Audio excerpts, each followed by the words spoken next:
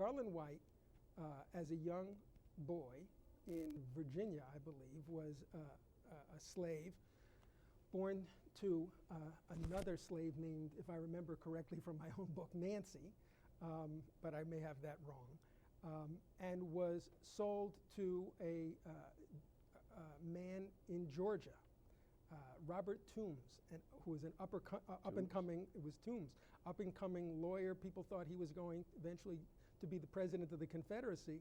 Instead becomes its first Secretary of State, eventually a general. He was a big shot before the Confederacy Sure existed. was. Yeah. Sure was. Go ahead. So he is sold away from his mother into the Deep South, and was, in this case, a microcosm of what was extremely common in these years, of families being torn apart as individual family members were sold into the Deep South as the Cotton Kingdom was expanding. Well, Garland White is carried by Robert Toombs when Toombs becomes a senator to Washington, D.C. And one day, loyal Garland White makes good his escape from Robert Toombs, gets to Canada, and is in Canada when the war breaks out. From Canada, when the war breaks out, he sends a letter to William Seward, whom he apparently met when he lived in Washington. Toombs lived not far away from Seward's home, offering his services. Apparently that letter is not answered.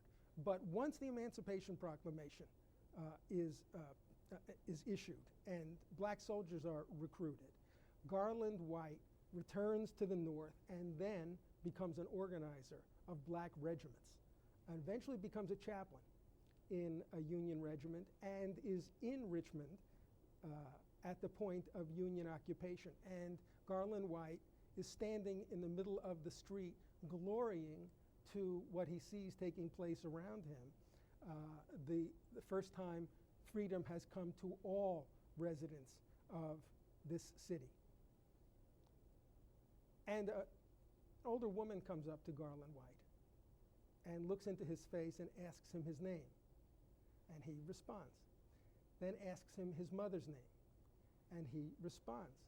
And she tells him, "I am your mother. And I've been hoping these 30 years to see you again." And it turns out to be true. This is his mother, and they embrace.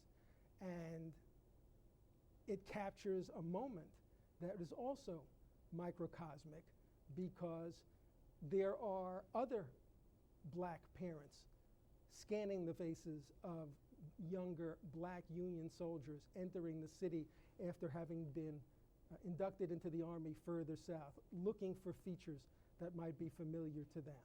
And the search for family members who have been separated from their parents or their spouses prior to the war goes on for decades after the Civil War. Wow. This excerpt is brought to you by the Massachusetts School of Law, the leader of reform in legal education and the leader in multimedia education for the public.